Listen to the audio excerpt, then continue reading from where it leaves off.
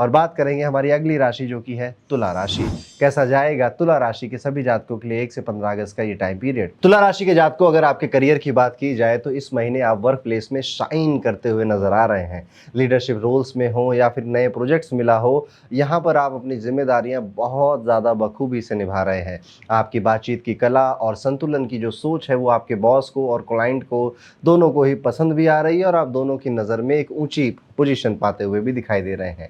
अगर घर से काम कर रहे हैं या फिर फैमिली बिजनेस में है तो यहाँ पर और ज़्यादा स्पीड से आपको ग्रोथ मिले ऐसा भी दिखाई दे रहा है। लेकिन शरीर को आराम देना मत भूलिएगा, वरना थकावट आपका पीछा नहीं छोड़ने वाली। अगर आपके फाइनेंसेस को देखें तो इनकम स्टेडी रहेगी और प्रमोशन या फिर नया कोई काम मिलने की संभावना, नए काम से पैसे मिलने की संभावना बढ़ती हुई दिखाई देती है। लेकिन इम्पल्सिव खर्चे अब आपके बढ़ेंगे तो उस पर नियंत्रण रखना ज़रूरी है। किसी नए इन्वेस्टमेंट से पहले अच्छी तरह से जांचिएगा, पुराने जो इन्वेस्टमेंट आपने किए हैं उनका क्या हुआ, इसको भी आपको इसी टाइम पीरियड में देखना होगा और कैलकुलेट करना पड़ेगा।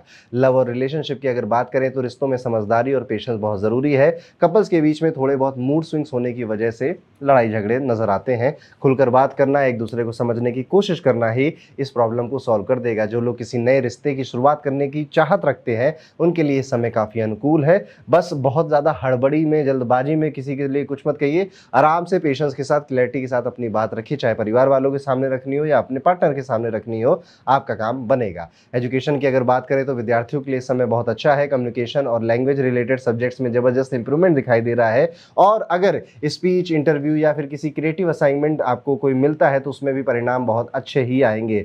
हायर स्टडीज, फॉरेन एडमिशन या फिर कला, आर्ट से रिलेटेड कोई सब्जेक्ट अगर आपका है या इनमें से कोई आपकी ज़रूरत है इस समय, दोनों ही काम पूरे होते नज़र आते हैं या फिर ग्रोथ मिलती हुई दिखाई देती है।